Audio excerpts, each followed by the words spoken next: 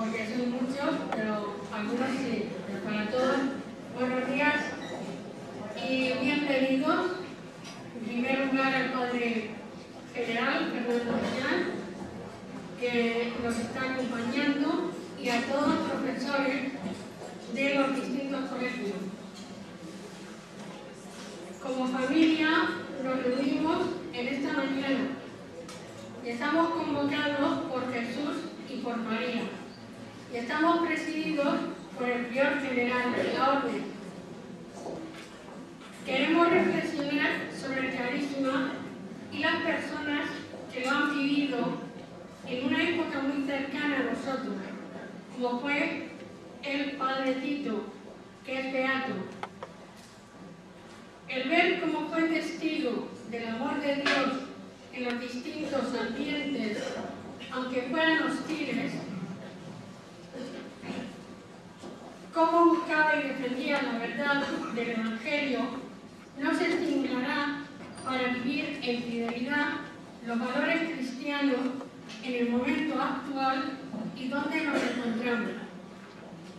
Deseo que sea un día de fraternidad, de compartir lo que somos y tenemos, desde la fe, la alegría, el entusiasmo, y de valorar la misión de educar, potenciando lo positivo que cada uno tiene, y también contemplar lo que Dios hace en todas las personas cuando no ponemos obstáculos a su obra. Cada uno tenemos muchos dones que hay que desarrollar y poner al servicio de los demás. Que al recordar al Padre Tito nos ayude a vivir la tarea educativa con mucha alegría, y que seamos pequeñas luces que encaminan a la luz verdadera que es Cristo. Que creemos creando un clima a nuestro alrededor de alegría, de amor, de perdón, de oración, de generosidad, de gratitud, que todo esto es lo que llevamos dentro al ir educando a los que tenemos a nuestro alrededor. Y así podremos hacer una sociedad fraterna donde podamos vivir en paz y ser también pacificadores de este mundo. Y estamos aquí bajo la mirada de la Virgen y ponemos todas las jornadas en sus manos. Y os deseo un buen trabajo.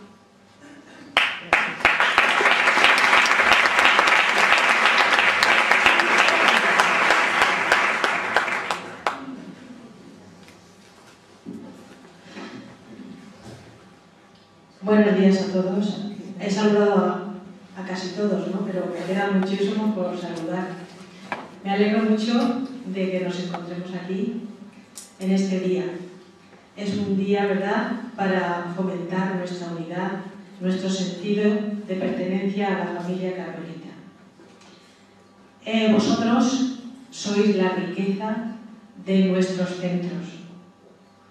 Sois el don más preciado de nuestros centros, porque todos vais cargados de innumerables virtudes, de cualidades humanas y cristianas, de valores los cuales día a día, con vuestro esfuerzo, vais transmitiendo a los alumnos que tenemos en clase. Por lo tanto, vosotros sois nuestros herederos. Y en vosotros nosotros ponemos nuestra confianza.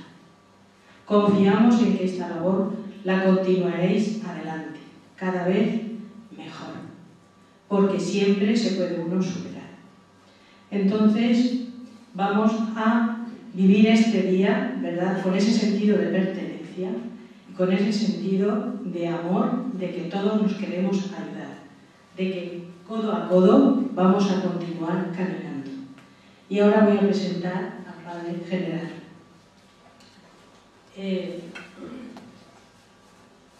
Se llama Fernando Millán Romeral, es carmelita, nacido en 1962 en Madrid. Entró en la Orden del Carmen en 1980. Hizo sus estudios de filosofía y teología en Madrid, Sevilla y Dublín. doctorado en Teología por la Universidad Gregoriana de Roma, con una tesis sobre la doctrina penitencial de Bartolomé Siberta. Profesor ordinario de Sacramentos en la Facultad de Teología de la Universidad Pontificia, comillas, de Madrid, desde febrero de 1995.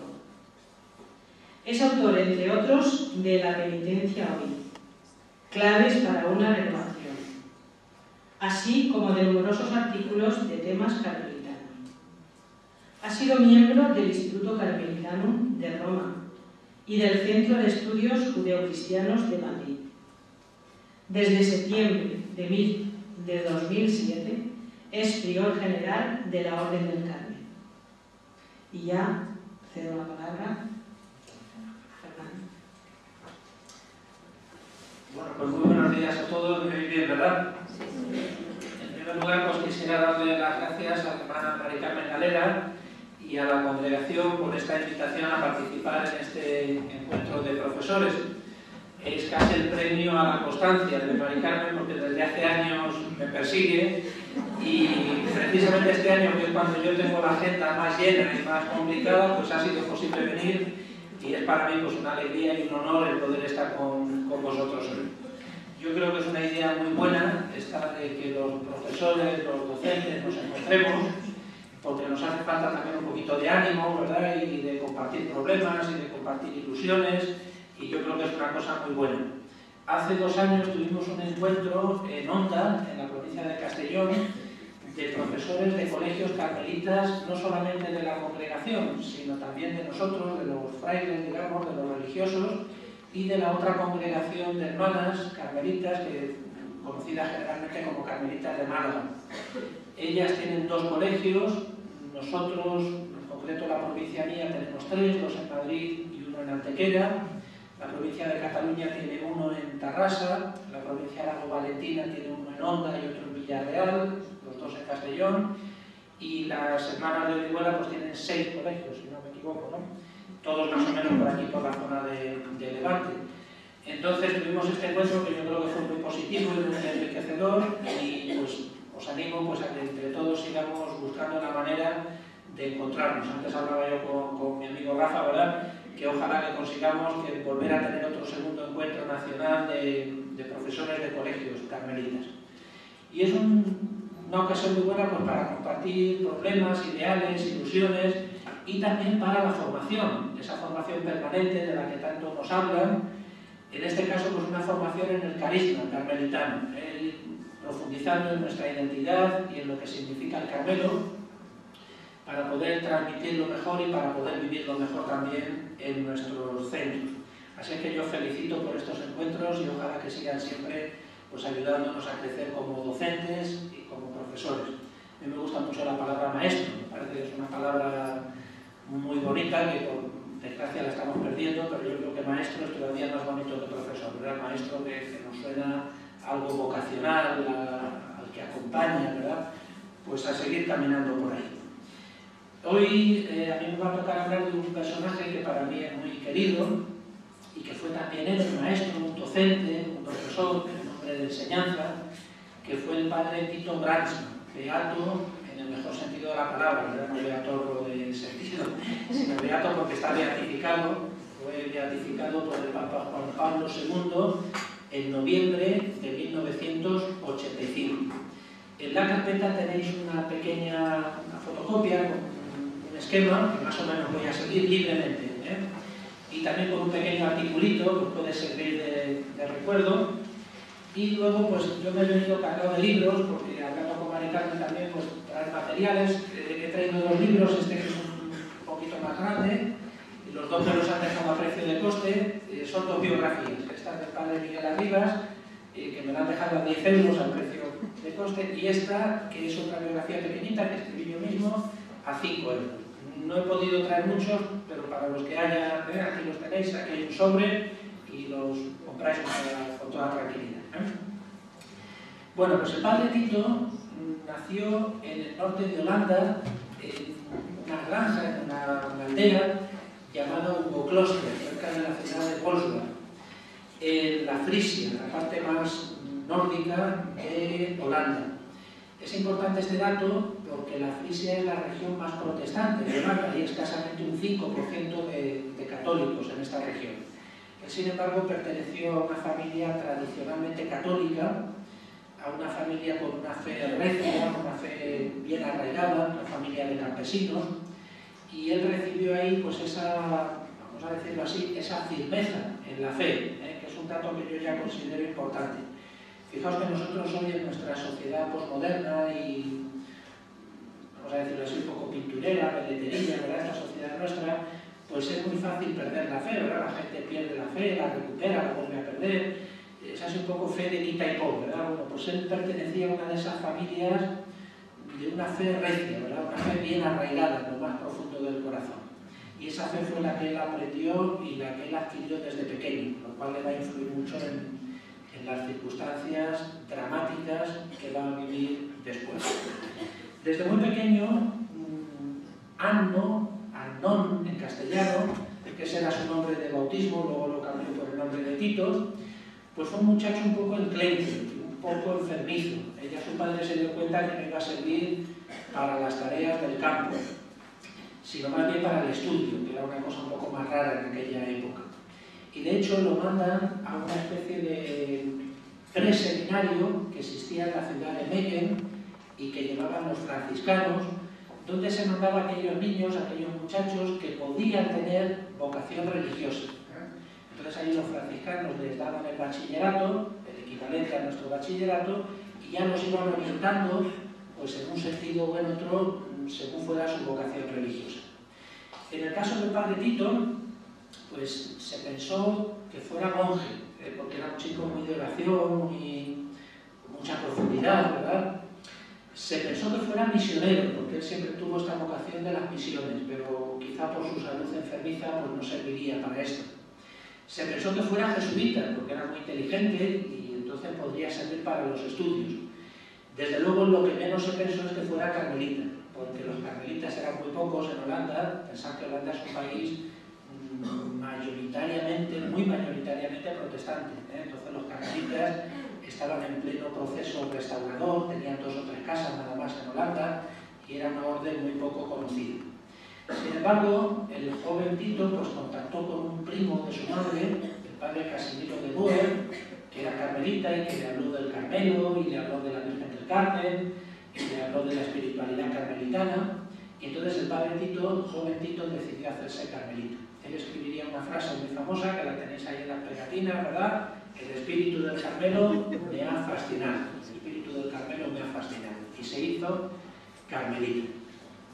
Hizo su noviciado en nuestro convento de Boxmeer, que todavía existe, tal y como estaba en el siglo XVII, quizá el único convento que pervivió durante la Reforma Protestante, así digamos más radical. Después hizo sus estudios en la ciudad de Oss, en Holanda.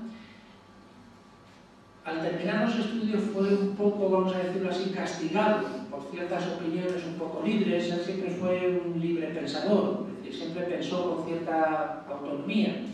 Digo castigado en el sentido de que sus compañeros pues, le nombraron párrocos y profesores y tal, y él se quedó allí como sacristán en la casa de estudiantes durante un año. Pero después fue enviado a estudiar a Roma de 1906 a 1909. En Roma hizo su doctorado en filosofía y lo que es más importante, y esto es lo que nos interesa quizá más, él tomó contacto allí en Roma con ese catolicismo social que se estaba gestando en la Iglesia Católica. Pensar que eran tiempos un poco convulsos, tiempos un poco tensos, porque por una parte pues la Iglesia así oficial estaba condenando el modernismo, era una época un poco de caza de brujas, pero por otra parte pues estaba surgiendo en el seno de la Iglesia Católica una gran preocupación social, ¿verdad? Pensar, no sé si habéis oído hablar de la Rerum Novarum de León XIII, donde la Iglesia empieza a tomar un poco sensibilidad social, la cuestión obrera, la preocupación por los movimientos sociales, y el padre Tito toma contacto con todo ese catolicismo un poco de avanzadilla, que tiene ya pues, una sensibilidad nueva por el mundo moderno.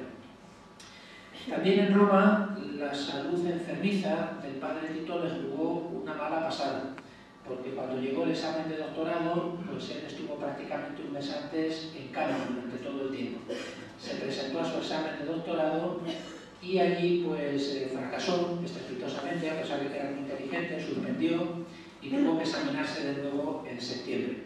Por eso cuando a él le presentaban, como ha hecho la hermana aquí conmigo, como doctor por la Universidad Gregoriana de Roma, etc., él siempre solía decir sí, pero en la convocatoria de septiembre, que es lo que repetía siempre. Fue una gran lección de humildad, ¿verdad? Porque yo siempre fui doctor por la Universidad Gregoriana, pero en la convocatoria de septiembre.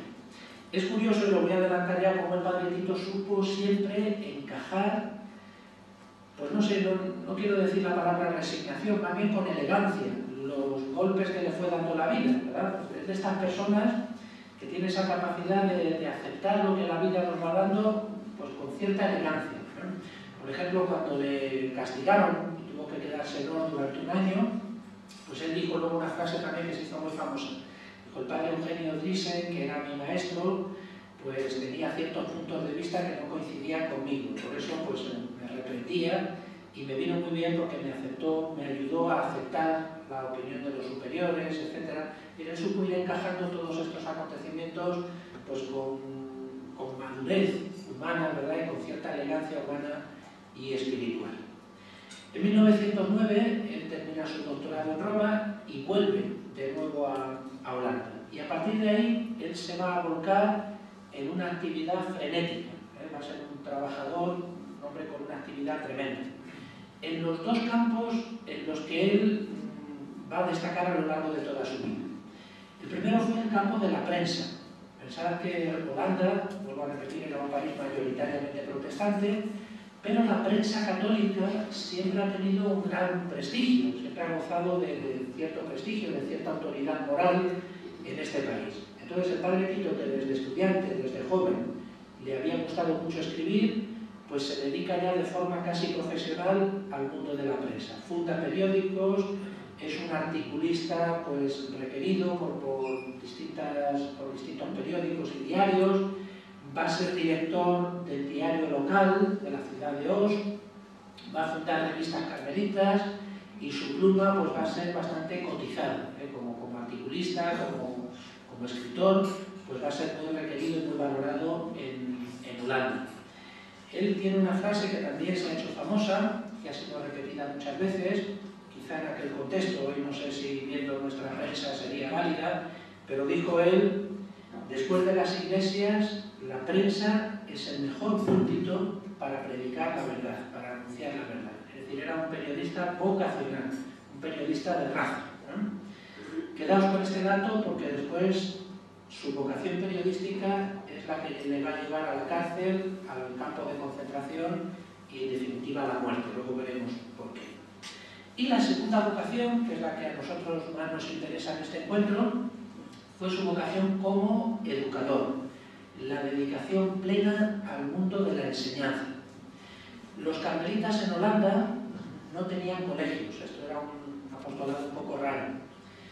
Precisamente por ser católicos, pues había cierto resquemor, cierto recelo contra la posibilidad de abrir colegios católicos en Holanda. Sin embargo, cuando el padre Tito vuelve de Roma, pues funda dos colegios, el Liceo de Oldenzaal y el Liceo de Os, que todavía existen, ya no son carmelitas, pero existen los dos. Y no solamente esto, sino que en 1926, en una sesión memorable del Parlamento holandés, el padre Tito defiende ante el Parlamento que los colegios católicos tienen que ser subvencionados en igualdad de condiciones con los colegios protestantes. En esto hay que reconocer que Holanda siempre ha sido un país muy tolerante, un país muy abierto, y el Parlamento aprobó esta norma presentada por el padre Tito. La reina Guillermina le diría, cuando muere el padre Tito, que él murió como un héroe nacional y le devolvería a Holanda la generosidad que este país tuvo con los colegios católicos. El padre Tito defendió que el hecho de haber colegios católicos no era una amenaza para el mundo protestante, hoy diríamos para el mundo laico, que está tan de moda, ¿verdad? Que el hecho de haber colegios católicos no era una amenaza para la sociedad, sino que era que también la Iglesia Católica pone sus valores humanísticos, sus valores al servicio de la sociedad, precisamente para ofrecer lo mejor, para formar hombres y mujeres pues más justos, más libres y en definitiva más felices, ¿verdad? Entonces él convenció al Parlamento holandés para que subvencionara en igualdad de condiciones los colegios católicos con los colegios protestantes, algo que hoy no se duda ya ni se pone en cuestión, pero que en los años 20, en un país con un 95% de mayoría protestante, pues era bastante problemático. El mismo padre Tito siempre formó parte de asociaciones de educación católica. No solamente fue profesor, antes bromeábamos con algunos de vosotros y decíamos, hay que ver cómo a veces los que hacen las leyes de las educaciones y tal, pues son desertores de la tiza, ¿verdad? De estos pedagogos que hace 30 años que no ven a un niño y que hablan de muchas cosas pero que no tienen contacto con la educación real. Bueno, pues el padre Tito nunca perdió el contacto directo con la educación real. Es decir, él estuvo ahí a pie de obra, a pie de pizarra, al lado de los niños, ¿verdad? Pero, bueno, por estas cosas de la vida, en 1923 se abre la Universidad Católica de Nimega, que sigue siendo una universidad muy prestigiosa, y los obispos holandeses le piden que sea profesor de esta universidad, profesor de Historia de la Filosofía de esta universidad. Voy un poquito deprisa porque tenéis todos los datos en el articulito ese que os he pasado, por eso voy un poquito deprisa por los datos. En 1923 empieza a dar clases de filosofía y en 1932 va a ser nombrado rector de la Universidad Católica de Nimega, que es, vuelvo a repetir, una universidad muy prestigiosa. Va a ser nombrado rector en un momento muy difícil, un momento muy complicado. Pensar que el nazismo en Alemania sube ya definitivamente al poder en 1933, cuando Hitler es elegido como canciller. En toda Europa, sobre todo en Europa central, pues se vive una tensión tremenda entre los fascismos, nazismos, comunismo, y a él le tocó sufrir un poco en su año de rectorado, le tocó sufrir toda esta tensión, manifestaciones de estudiantes, purgas de profesores. Pensad que él es elegido rector en 1932 y hace un discurso muy bonito sobre el sentido de la educación, la universidad al servicio de la sociedad, un discurso muy humanista, pero un año más tarde Heidegger, el gran filósofo alemán, es elegido rector de la Universidad de Friburgo, de Brisgovia, y Heidegger, que es un filósofo, una de las grandes cabezas del siglo XX, pues hace un discurso totalmente incendiario, totalmente nacionalista en el sentido peor de la palabra, es decir, pro-hilderiano, ¿verdad? La universidad al servicio de la raza aria, al servicio de la patria. Bueno, pues os digo esto para que veáis qué momento de tensión cultural, de tensión filosófica, de tensión política se estaba viviendo en Europa. Y él va a continuar como profesor hasta el final de su vida. Por lo tanto, estos van a ser los dos grandes campos donde el padre Tito va a trabajar. El campo de la prensa, el campo del periodismo y el campo de la enseñanza, el campo de la educación, tanto a nivel de colegios como a nivel de universidad.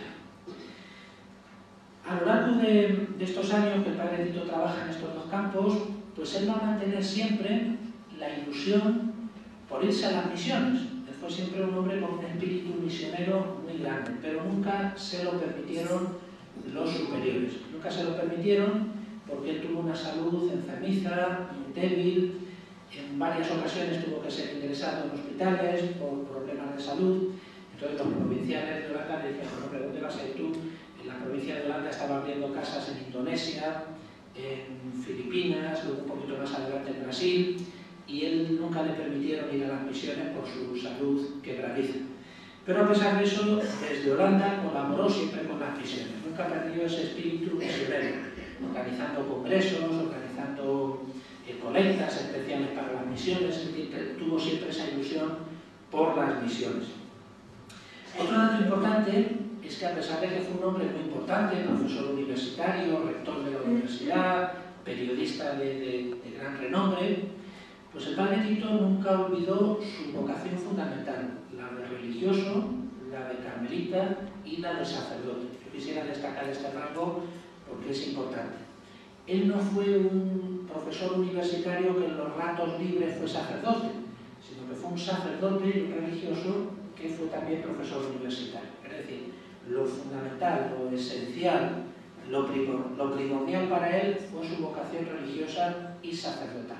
Hay muchas anécdotas en este sentido que pudiéramos citar, pero yo creo que este es un rasgo que no debemos olvidar. Él vivió el periodismo y la educación como prolongación de su vocación sacerdotal. Es decir, siendo profesor y siendo periodista, yo me realizo como sacerdote, yo me desarrollo como sacerdote. De hecho, pues fue, por poner un ejemplo, fue un hombre muy cumplidor en la vida comunitaria. Es decir, él sabía que la vida de comunidad para él era un dato esencial. Fue muy entregado en la vida sacerdotal. Como él hablaba italiano, pues los domingos iba a decir la misa y a confesar a los inmigrantes italianos que había en Holanda, ¿verdad? Pues para que pudieran oír la misa en su propia lengua. Es decir, nunca perdió la dimensión pastoral de su vida cultural. Fue un hombre entregado a la labor pastoral de forma muy generosa y de forma muy rica, muy fecunda. Otro dato quizá que habría que destacar y que le acompañó durante toda la vida fue el hándicap, la tara que tuvo por su salud.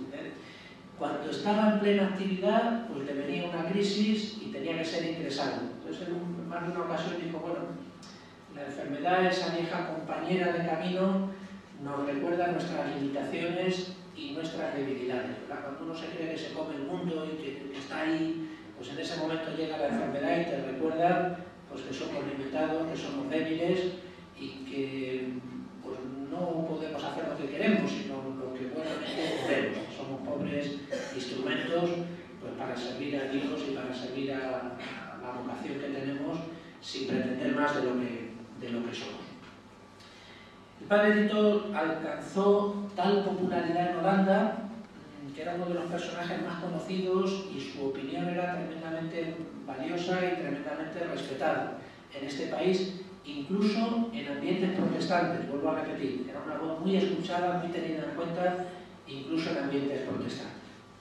Sin embargo, toda esta actividad frenética, toda esta labor pública, pues se va a paralizar cuando en 1940, sabéis que en septiembre de 1939, Alemania invade Polonia, comienza la Guerra Mundial, y en 1940, escasamente 10 días, Alemania invade Holanda, Bélgica y Luxemburgo, que eran países microbios al lado del Tercer Reich, que era una potencia económica y militar tremenda. Y a partir de ahí, la vida del padre Tito va a cambiar profundamente. Cuando los alemanes invaden Holanda, se va a dar una cosa muy curiosa. Alemania, en cierto modo, respeta a Holanda, porque es un país hermano, son de raza aria, entonces va a intentar mantener una apariencia de legalidad.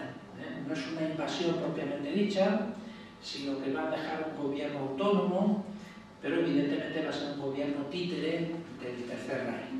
Nombra un gobernador austríaco y los alemanes pues aparentemente fueron muy respetuosos con la autonomía de Holanda, porque era un país hermano, un país en cierto modo ario, amigo, respetado. Pero en la práctica el gobierno de ocupación va a ir dando poco a poco leyes que van a ir pues, oprimiendo y coartando la libertad del pueblo holandés. Y estas leyes, como vosotros podéis comprender, además de otros campos, se van a centrar sobre todo en el mundo de la prensa y en el mundo de la educación. Es decir, precisamente ahí donde el padre Tito era un personaje, ahí donde el padre Tito pues, tenía una voz importante y autorizada. Y por eso, pues antes o después, tenía que surgir el conflicto. ¿Cómo se va a dar este conflicto? Pues así muy resumidamente. Fijaos, en el campo de la prensa, que es el que le llevaría a la detención en último término, el gobierno de Alemania, o el gobierno de ocupación, mejor dicho, obliga a todos los periódicos católicos a que publiquen las consignas antisemitas y las consignas racistas del gobierno de ocupación. Entonces, imaginaos un director de un periódico católico al que le están obligando por arriba a que publique consignas y artículos contra los judíos y contra antisemitas, y por otra parte la jerarquía católica prohíbe a los periódicos católicos que publiquen esas consignas. Es decir, tú si quieres seguir siendo un periódico católico, no puedes publicar esos artículos racistas y antisemitas. El padre Tito, que es el delegado de la prensa católica, pues es el que le toca servir de intermediario entre la jerarquía.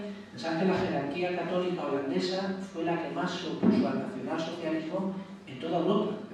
O sea, los obispos holandeses publicaron 3 o 4 cartas durísimas contra el nacionalsocialismo. Ya el padre Tito, en 1933, firmó un manifiesto de profesores de la Universidad Católica de Nimega titulado "Contra el trato dado a los judíos en Alemania". Y su firma estaba ahí, y esto estaba registrado en el gobierno alemán. O sea, su nombre estaba ya en una lista negra desde varios años antes. Entonces al padre Tito le va a tocar una misión muy difícil, que es visitar a todos los directores de prensa católico y decirles: mira, nosotros comprendemos que te sientas presionado, que os sintáis presionados, pero no podemos ceder. Un periódico católico no puede publicar artículos racistas contra los judíos, no puede publicar estas consignas antisemitas, ¿no? El padre Tito se quedó gratamente sorprendido de la actitud de los directores de prensa católicos, ¿no? Porque, bueno, por una parte te está jugando la vida, te está jugando la seguridad, pero por otra parte la jerarquía católica, si tú cedes y publicas estos artículos, te va a quitar el título de católico. Es decir, este periódico no es católico y pedimos a todos los católicos que no lo compren, que retiren la suscripción. Él se quedó, repito, gratamente sorprendido porque los directores respondieron en su gran mayoría muy bien. El lema fue: resistiremos, no vamos a publicar lo que nos está pidiendo el gobierno de ocupación. Vuelvo a repetir, este fue el motivo por el cual en enero de 1942 el padre Tito fue detenido. Pero el otro motivo, que es el que más nos interesa a nosotros, fue precisamente el de la educación. Es decir, nada más subir al poder el gobierno de ocupación, pues empezaron a emanar gota a gota, con mucha astucia para no provocar un enfrentamiento así directo, empezaron a emanar decretos y leyes para quitar a los colegios católicos ciertos derechos, vamos a decirlo así. Por ejemplo, los religiosos que den clase en un colegio católico o en un colegio que sea no pueden percibir el mismo salario que los profesores laicos, ¿no? Un religioso no puede ser director de un colegio católico, tiene que ser un laico. La idea era que poco a poco estos laicos fueran impuestos por el gobierno, o sea, no es que les preocupara a ellos el que fuera religioso o laico, sino era ir poco a poco controlando la dirección de estos centros para que el ideario se fuera inclinando hacia el mundo nacionalsocialista. Pero donde saltó la chispa fue precisamente cuando el gobierno de ocupación, al año de la ocupación, publica un decreto por el cual los niños de origen judío, aunque fueran convertidos al catolicismo, tenían que ser expulsados de los colegios católicos.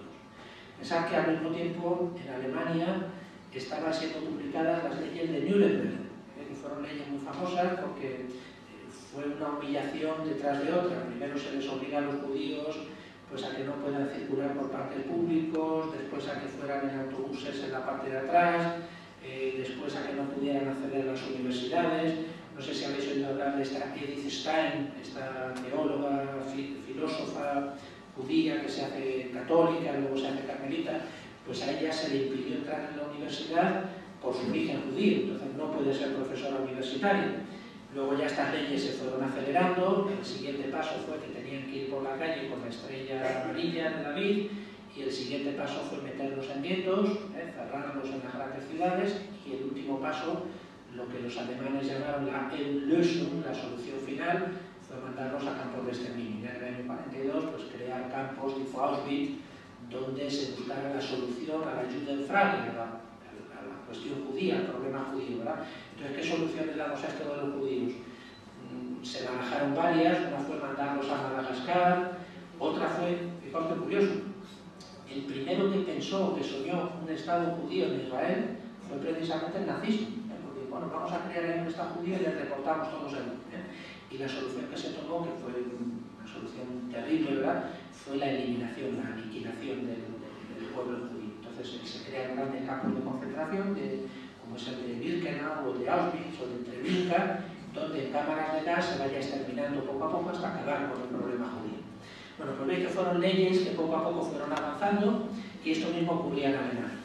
Entonces el padre Tito, como asistente de los colegios católicos, publica una nota muy fuerte, mandada a todos los colegios católicos, en la que dice lo siguiente, voy a leer literalmente, dice así: tras haber consultado con la autoridad competente y haber tomado nota del punto de vista de los protestantes, esto es muy bonito, siempre fue un hombre muy ecuménico, o sea, no solamente los colegios católicos, sino también los colegios protestantes. Os comunico que la expulsión forzada de la instrucción de la Iglesia de aquellas personas que la solicitan, la sentimos también nosotros como una injusticia flagrante y debe ser considerada como un ataque a la misión de la misma Iglesia. La Iglesia, en la realización de su misión, no conoce distinción de raza, de sexo o de pueblo. Podemos distinguir, no obstante, dos grupos de alumnos entre los que piden la instrucción en nuestras iglesias católicas. Es decir, nosotros no distinguimos raza, pueblo o sexo o lo que sea. Pero es verdad que en nuestros colegios, igual que pasa ahora, pues hay dos grupos de alumnos. Primero, el grupo de alumnos que pide nuestra educación por principio, es decir, aquellos que son católicos y que piden la educación católica porque son creyentes y quieren que sus hijos tengan una educación católica. Luego estaría el segundo grupo de aquellos que, no siendo católicos, hoy en nuestro tiempo, pues fijaos, agnósticos, indiferentes, creyentes o no, que no saben ni siquiera que lo son, por cuántos niños en nuestros colegios, hombre, pues son católicos porque se han bautizado, han hecho la primera comunión, pero tampoco lo son muchos. En fin, todo este grupo enorme, o musulmanes, o hijos de no creyentes, o lo que sea, que no siendo católicos, solicitan la admisión en nuestras escuelas por motivos secundarios solamente materiales. Porque la educación es mejor, porque bueno, yo no soy católico, pero quiero que mi hijo tenga una buena educación, porque es un buen colegio, por lo que sea. En cuanto al primer grupo, los que son católicos, debemos mantener positivamente la opinión de que no podemos rechazar su admisión en nuestros colegios. Es decir, ¿qué es lo que está diciendo el padre Tito? Son niños judíos, pero convertidos al catolicismo. Entonces nosotros, aunque sean judíos, en absoluto podemos rechazarlos, aunque sean judíos. Respecto al segundo grupo, judíos que siguen siendo judíos, él no lo dice, no cita la palabra judío en ningún momento, pero judíos que siguen siendo judíos y que piden entrar en un colegio nuestro porque tienen una mejor educación, si bien no existe obligación para la admisión, tampoco existen razones de peso para rechazarlo. Nosotros sabemos que son niños judíos, como pasa a nosotros hoy con niños musulmanes. Niños, digo, porque normalmente pues, hay mucho inmigrante musulmán, o de lo que sea, o ortodoxo, porque vienen de Rumanía, o vete a saber. Bueno, pues aunque no son católicos y no es obligatorio para nosotros admitirlos, pero tampoco existe ninguna razón para que no les admitamos.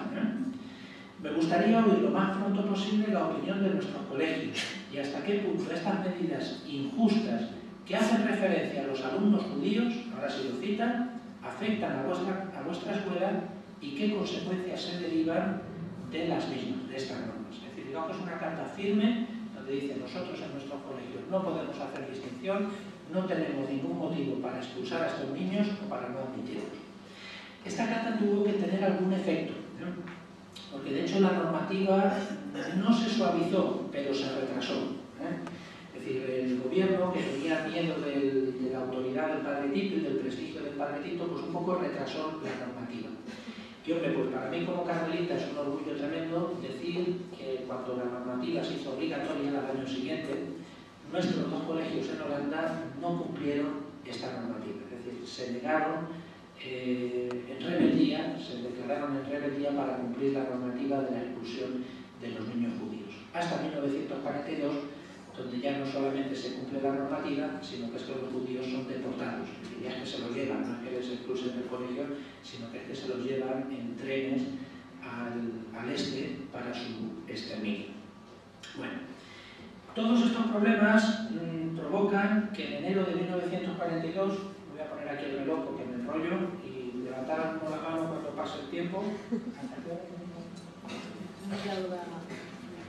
Vosotros avisadme. 11:30. Hasta el medio. Muy bien. Bien, tocando con el medio, sí. Bueno, pues todo esto provocó que en enero de 1942 el padre Tito, que andaba en plena actividad visitando a los directores de periódico, hablando con los colegios, visitando al Ministerio de Instrucción Pública, una tarde llega al convento de Nimega, donde él vivía, y el hermano portero le dice: padre, le han visitado dos jóvenes, alumnos suyos, muy elegantes, y han venido a preguntar por usted. El padre Tito ya se preocupó un poco, porque últimamente en sus clases de la universidad él había notado que había alumnos extraños, eran agentes de la Gestapo que estaban siguiendo sus pasos. Sube a su habitación, deja el abrigo y se está preparando para bajar a la oración, cuando de nuevo le avisan que dos jóvenes preguntan por él en la portería. Estos dos jóvenes son dos jóvenes alemanes, jóvenes relativamente jóvenes, miembros de la policía política, de la Gestapo, que le dicen: considérese oficialmente detenido, recoja lo esencial y tenemos que salir para un interrogatorio. La comunidad se alarma mucho, baja el prior, bajan los hermanos. El padre Tito mantiene la serenidad, era un hombre, permitidme la expresión, como tremendamente elegante. Era este tipo de persona que nunca pierde los nervios, que sabe mantener la calma. Recoge cuatro cosas: su breviario, lo más esencial, y antes de salir se dirige al prior, como se hacía antiguamente, esto ya no lo hacemos, ¿verdad?, pero como se hacía antiguamente, pidiéndole su bendición y el permiso para abandonar el convento. Incluso dice una frase un poco cómica: le había criticado un poco el exceso de actividad que tenía, ¿verdad?, porque siempre andaba de clases, de reuniones, de jaleos y tal. Dice: bueno, pues me parece que ahora sí que voy a ser un buen carmelita, metido día y noche en mi celda. Dijo, ¿verdad? Me parece, ahora sí que voy a ser un buen carmelita.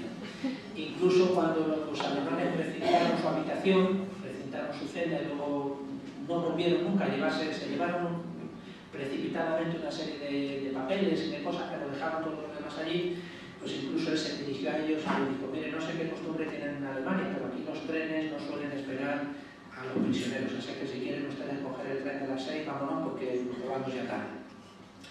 Fue llevado a la cárcel de Scheveningen, en Holanda, y él permaneció allí durante mes y medio en una celda solo. Es muy curioso porque en esta celda el padre Tito escribiría algunas de las cosas más interesantes que nos ha dejado. Por ejemplo, dejó una especie de relato de su diario, nos dejó también su horario, la descripción de su celda, una serie de cosas muy curiosas y muy interesantes. Un poema que lo leeremos luego al final como oración, un poema muy bonito titulado Ante un cuadro de Jesús en mi celda. Abrió su breviario, lo puso en una esquina y estaba allí un Cristo de Fray Angélico, y él en un momento dado le escribe un poema muy bonito a este Cristo, ¿verdad?, que se ha conservado y hay varias canciones, se ha musicado y se ha repetido en muchos sitios. Incluso en este primer periodo, en la celda de Scheveningen, todavía en Holanda, tiene un interrogatorio, es cuando él es interrogado por el sargento judicial Hardegen, un sargento judicial alemán joven, inteligente. Ahí se produce una especie de choque de titanes, vamos a decirlo así, porque este sargento judicial era un hombre inteligente, un hombre bien convencido de su ideología nacionalsocialista, pero desde el primer momento se da cuenta de que delante tiene a un personaje excepcional, una persona tremendamente humilde, tremendamente sencillo, pero tremendamente firme en sus convicciones. Entonces él dice: bueno, pues reconoce usted que ha estado visitando a los directores de periódicos, invitándoles a la insurrección, invitándoles a la rebeldía. Entonces el padre Tito le responde y dice: bueno, lo reconozco, no ha sido una cosa secreta, yo he visitado a los directores de periódicos, pero no invitándoles a la rebeldía, sino invitándoles a mantener el ideario católico de los periódicos, por lo tanto incompatible con los artículos antisemitas que ustedes nos están mandando. Entonces yo asumo las consecuencias de lo que he hecho y lo conozco y lo declaro públicamente, no tengo ningún problema. ¿Asume usted que en los colegios carmelitas se ha incumplido la normativa de expulsión de los niños judíos, etc.? Entonces él admitía todo lo que era público, pero con una firmeza, con una humildad tremenda. Este sargento judicial Hardegen, dándose cuenta de quién tenía delante, le pide que escriba en 6 o 8 páginas por qué los católicos holandeses se oponen tan firmemente al nacionalsocialismo. Y el padre Tito, que era filósofo y profesor universitario, sin bibliografía, sin más medios, pues escribe un pequeño ensayo de 8 páginas que conservamos hoy, donde él va explicando y va desgranando las razones de por qué los católicos holandeses se oponen frontalmente al nacionalsocialismo. En primer lugar, porque es un movimiento extranjero para nosotros. En segundo lugar, en fin, no voy a entrar en lo más filosófico, así en lo más abstracto, porque el nacionalsocialismo no concibe un Dios personal, un Dios amoroso, un Dios bueno que nos ha creado, sino que el nacionalsocialismo parte de la filosofía de Nietzsche, que es un Dios que emana, que poco a poco pues va como degradándose, y por eso hay razas superiores y razas inferiores. Bueno, esto es totalmente contrario a la filosofía cristiana.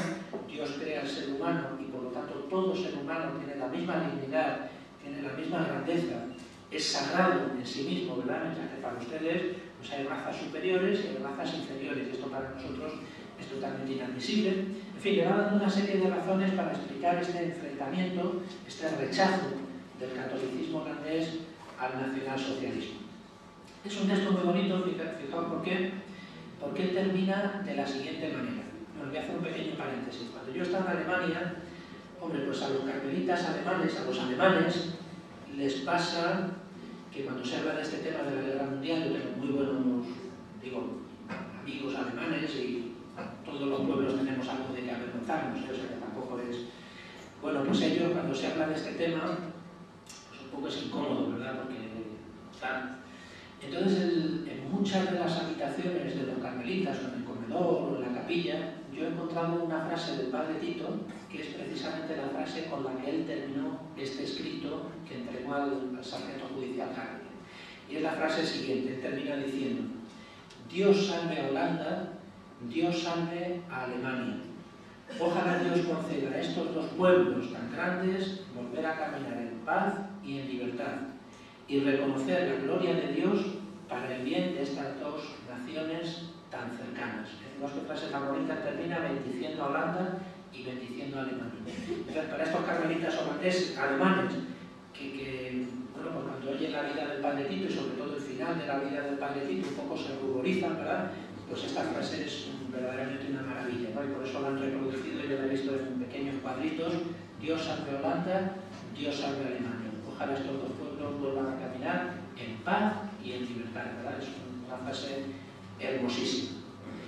En un momento dado, cuando el padre Tito está en Scheveningen, este sargento judicial Hartwig se da cuenta que tiene delante a un tozudo impresionante, que bajo esa apariencia de humildad y de sencillez es un hombre que no va a ceder en sus convicciones. Entonces decide mandarlo al campo de concentración de Amersfoort, que es un campo de concentración todavía en Holanda, no hemos pasado la frontera de Alemania, pero ya no es una cárcel, ya es un campo de concentración. Fijaos que el padre Tito tiene en este momento 64, 65, es un hombre enfermizo, es un hombre débil, es un hombre frágil, y bueno, pues le manda allí con la idea de que bajarle un poco los humos, ¿verdad? Cuando vuelva del campo de concentración, pues seguro que se aviene a entrar en razones. Es mandado a Amersfoort, estamos en el mes de marzo, fijaos, en pleno invierno centroeuropeo, tiempo muy frío, fue un invierno especialmente duro, aquel del 42. Allí al padre Tito lo mandan con el equipo de leñadores, de los hombres de 65 años, que no ha sido nunca un trabajador manual. Bueno, pues él empieza a sentirse cada vez más débil, se le nota el envejecimiento por días. Es muy bonito porque él va a pasar la Semana Santa del 42 precisamente en este campo de concentración de Amersfoort. Allí va a coincidir con comunistas, con monárquicos, con toda la gente que de alguna manera o de otra se había enfrentado al nacionalsocialismo. Gente muy elevada culturalmente, sindicalistas, gente que por defender la monarquía holandesa pues se había enfrentado al gobierno, etcétera, etcétera. Y esta gente va a organizar, con permiso de la autoridad del campo, va a organizar todas las semanas un encuentro cultural. Estaba prohibido lo político y lo religioso. Esto no se podía tocar. Entonces van a tener una especie de conferencias, imaginaos aquella gente vestidos con el pijama que da rayas, con los zuecos, totalmente humillados, totalmente degradados, con la cabeza rapada, etcétera, etcétera, viviendo en en unas condiciones tremendas. Bueno, pues le van a invitar al Padre Tito, gran profesor de universidad, escritor conocido, gran periodista, le van a invitar a dar una conferencia, precisamente el Viernes Santo. ¿Cuál va a ser el tema de la conferencia? No se puede tocar tema religioso ni tema político, esto está totalmente prohibido. Entonces el Padre Tito, que astutamente, dice, bueno, pues yo voy a hablar de la literatura de Gerard de Groot, uno de los escritores místicos holandeses del siglo XV, Gerard de Groot. El tema es permitido porque va a hablar de literatura holandesa, por lo tanto es un tema permitido, pero evidentemente el Padre Tito de lo que va a hablar es de la mística de la pasión, Viernes Santo. Entonces tiene allí un auditorio, se conserva un dibujo, un pequeño dibujo hecho a mano, la situación es grotesca, ¿verdad? Subido en un cajón, aquel hombre con el pijama a rayas, con una bombilla encima de la cabeza y con 4 notas tomadas a mano, en un papel de asiento y viejo, pues él va a hablar allí de la mística de la pasión. Y aquel auditorio formado por comunistas, monárquicos, filósofos, de todo tipo, gente que era creyente, que no era creyente, protestantes, etc., pues aquel auditorio se va a quedar totalmente prendado, totalmente entusiasmado por la conferencia del Padre Tito. El Padre Tito lo que va a decir en resumidas cuentas es: la pasión de Cristo la estamos viviendo nosotros hoy. Aquel Viernes Santo de Cristo es lo que está sufriendo la humanidad en esta guerra terrible, en esta persecución terrible que estamos sufriendo. Va a tener un impacto tremendo en la vida del campo. Incluso, fijaos qué curioso, algunos de los guardianes de la prisión, que era gente ruda, gente pues, que estaba viendo morir gente todos los días, le pidieron ser oída en confesión, ser escuchada en confesión. Hay una película de la RAI muy bonita, titulada, de la televisión italiana, titulada Le Due Croci, se hizo con motivo de la beatificación, donde esta escena, sabéis que los italianos son muy artistas, esta escena está muy bien hecha. Es un sargento alemán que varias veces le llama la atención al Padre Tito, le llama siempre 58, por el número que llevaba de 58. Te he dicho que no salgas de tu barracón, que está prohibido. En un momento dado le sorprende saliendo del barracón, le agarra del cogote, un sargento alemán, un hombre fuerte, potente, le lleva casi a rastras, le mete en un barracón que hay allí de almacén, le sienta en una silla. El Padre Tito está esperando ya una paliza, ya le habían pegado varias veces, se protege las gafas, que era el miedo que él tenía, se protege, y cuando él cree que va a empezar una lluvia de golpes, pues aquel hombretón, aquel soldado alemán, un hombre ya cincuentón, pero un hombre se arrodilla delante de él, por primera vez no le llama 58, le dice: Padre, quiero ser escuchado en confesión. Se arrodilla delante de él. Entonces la película de la RAI es muy bonita porque se ve la cara del Padre Tito transformada, ¿verdad? Y empieza la confesión y la cámara se va. Este momento está muy bien presentado en esta película. Que no la tenemos doblada al español porque es carísimo. Doblar una película, ya no sabía que eso era tan caro, pero doblar una película cuesta algo así como 800 euros el segundo de película. Después que hicimos las gestiones para ver si se podía doblar, porque por lo visto hace falta, en primer lugar, la traducción de la película. Entonces, claro, como no doblar. En primer lugar, la traducción. En segundo lugar, una segunda traducción adaptada al tiempo de los labios. Claro, ya es carísimo, es decir, no vale con la traducción, sino que hay que hacer una segunda para que coincidan los tiempos. En tercer lugar, un equipo de actores, porque esto no lo puede doblar cualquiera, aunque lo podemos hacer nosotros en plan así casero, pero hay que contratar un equipo de actores. Luego los estudios, luego la parte técnica, incorporar el sonido a la película, bueno, aquello se disparaba el precio y entonces la tenemos nada más que en italiano, pero a ver si nos dijo la empresa que no lo tramitó, dijo que si la televisión española o Antena 3 o Telecinco lo hicieran por su cuenta, entonces sí, pero claro, esto tiene que ser que te toque la lotería, que ellos lo quieran hacer por su cuenta, pero no tenemos doblada por desgracia esta película. Bueno, volvamos al campo de concentración.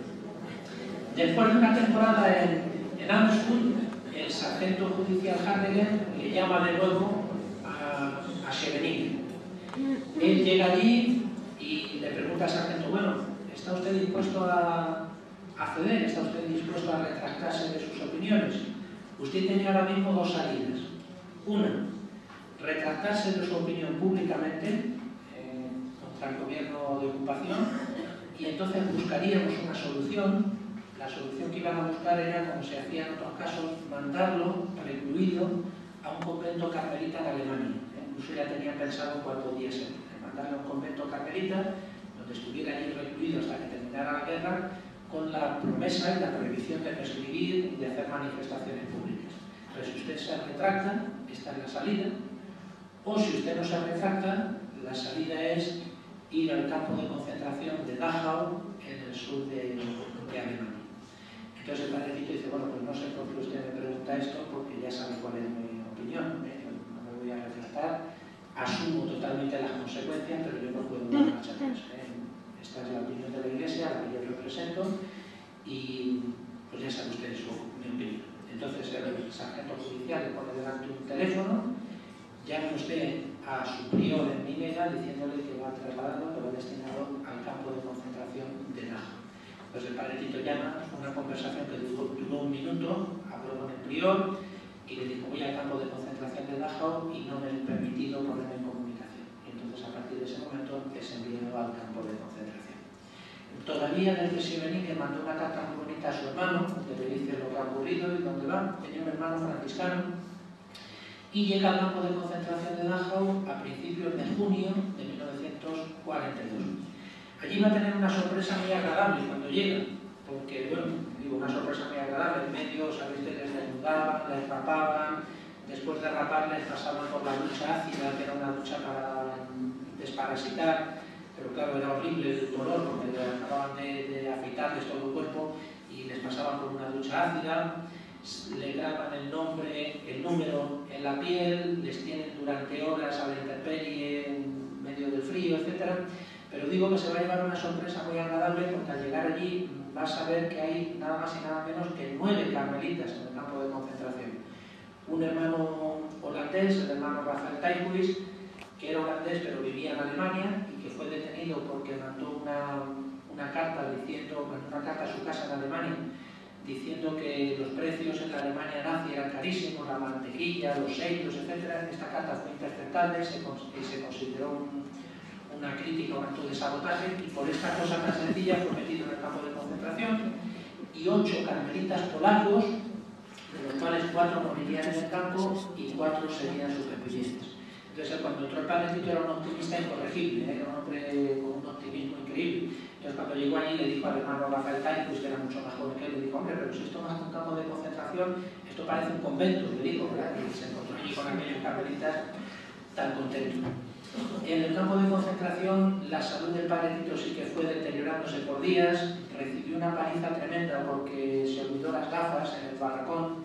Entonces cuando estaban en formación estaba totalmente prohibido salir de la formación, él se acordó que no llevaba las gafas, volvió corriendo, pero al llegar ya estaban en la formación y entonces recibió una paliza, quedó tumbado en el suelo durante horas sangrando y pues claro, fue deteriorándose poco a poco. Estando en el campo de concentración, vivió el 16 de julio, el día de la fiesta de la Virgen del Carmen.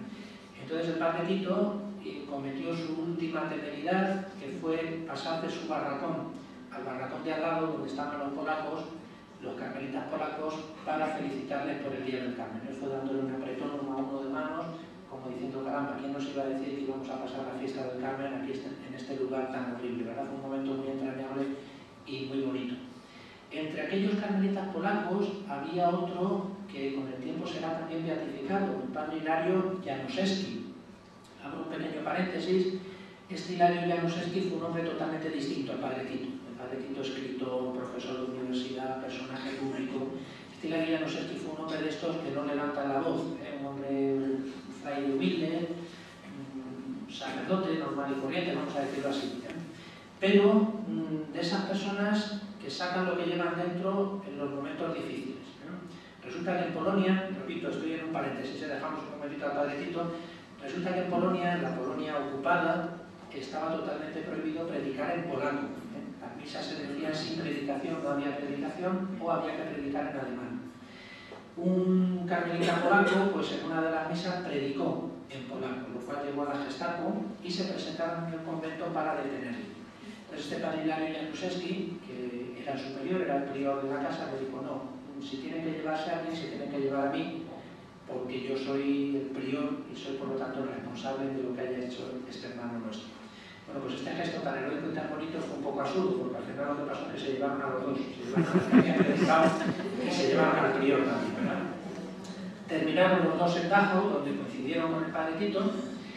Este padre Hilario Januszewski sobrevivió casi hasta el final de la ocupación, pero resulta que en el año 45 el campo fue liberado en el 29 de marzo del 45, pues en febrero del 45 un soldado alemán le dijo a los sacerdotes que estaban allí: bueno, ustedes mucho hablar de caridad y de amor y muchas gaitas, pero más les valdría irse a cuidar a los enfermos de tifus. Había un barracón entero, el tifus fue creciendo en el campo. Dice que cuando entraron los americanos en el campo, pues había barracones que eran almacenes de cadáveres. O sea, verdaderamente a este barracón le llamaban el ataúd. Imaginaos, entre los presos decían: lo han mandado al ataúd, porque se les amontonaban los cadáveres, no daban abasto a quemarlos, ¿no? Entonces todo el mundo entendió que esto era una burla. Ustedes sacerdotes más les valdría irse a cuidar a los enfermos de tifus. Entonces este padre Hilario Januszewski, que no había abierto la boca en su vida, pues dijo: tiene usted razón y yo iré. Un sacerdote polaco intentó detenerle y entonces le dijo: sé muy bien a dónde voy. Y murió un mes antes, contagiado de tifus, un mes antes de la liberación. Fue también beatificado por el Papa Juan Pablo II en el año 1999. Bueno, pues coincidieron todos estos allí, el padre Tito, el padre Hilario, etcétera, etcétera. Y entonces tuvieron esta celebración del Carmen, pues que quedó limitada a un apretón de manos fraterno por la mañana temprano. Al final todos estos carmelitas le convencen al padre Tito de que vaya a la enfermería. Todos sospechaban que la enfermería no era una enfermería, que la enfermería era una forma de liquidar a la gente, ¿verdad? Allí pasaba un médico conocido, el doctor Volter, bastante conocido, y este hombre llevaba una lista donde iba firmando pues apto o no apto, es decir, apto para trabajar o hay que liquidar. El padre Tito estuvo allí 8 días en la enfermería. Es muy bonito porque la enfermera, no hablaré de quién es, contaba que se pasaba la vida dando ánimos a la gente. Alguno que se quejaba: venga hombre, si esto no es para tanto, ya verá usted cómo salimos de aquí. Es un optimista tremendo. Pero el domingo 26 de julio de 1942, a la 1:30 de la tarde, el doctor Volter incluye el nombre del padre Tito entre los que no son aptos. Se dio cuenta de que ya no servía para el trabajo. Él simplemente iba apuntando números, pasaba a 58, es decir, pues apto o no apto. Entonces la enfermera le llama para ponerle una inyección. Creemos que el padre Tito sabía perfectamente lo que suponía aquello, era una inyección de ácido fénico que acaba con la vida de la persona en breves minutos. Pero aquí tiene lugar uno de los momentos más sublimes y más impresionantes de la vida del padre Tito, aunque sea al final. El padre Tito oye hablar a la enfermera y se da cuenta de que el acento es holandés, una chiquita joven. Dice: ¿usted es holandesa? Sí. Yo también soy holandés, sí, ya lo sabía y tal. Pues mira, te voy a regalar mi rosario, porque yo creo que a mí no me va a servir ya. Tenía un rosario que había hecho le había regalado a un prisionero italiano, con botones y con astillas, le había hecho un pequeño rosario. Entonces te lo voy a regalar porque yo creo que a mí no me va a servir. Entonces ella le dice: bueno, es que yo no soy creyente, yo no creo en todas esas supersticiones católicas y tal, yo solamente creo en el Tercer Reich y en el Führer. Entonces el padre Tito, como buen cabezota, dice: bueno, pero quédatelo, porque de vez en cuando dile a la Virgen, ruega por nosotros pecadores, ¿verdad? Para que termine esta guerra y para que termine este horror que estamos viviendo. Y aquella mujer pues se guarda el rosario, le pone la inyección de ácido fénico y ya no sabemos más del padre Tito. Terminaría en una fosa común, o en los crematorios, o de todo saber dónde. Bueno, pues resulta que 20 años más tarde esta mujer se presenta en Roma voluntariamente a declarar en el proceso de beatificación, con la única condición de que su nombre sea mantenido en secreto. Ni siquiera nosotros, los carmelitas, en el archivo nuestro, donde está la declaración, que es horrible, la declaración, digo, es horrible porque no ahorra detalles, lo que se les hacía, cómo a algunos se les inoculaban flemones artificiales para ver cómo funcionaban antibióticos, o se probaba la resistencia al frío, para que los soldados alemanes que caían en el Mar del Norte, pues para ver hasta qué temperatura puede resistir un cuerpo humano. En fin, la declaración es horrible del realismo que tienen, pero no aparece con ningún nombre, aparece solamente Tizia, que en italiano significa pues un cualquiera. Entonces esta mujer declara en el proceso de beatificación. Yo creo que habrá muerto ya, porque Yo os aseguro que ni yo como general tengo acceso a los datos de esta persona. En el Vaticano se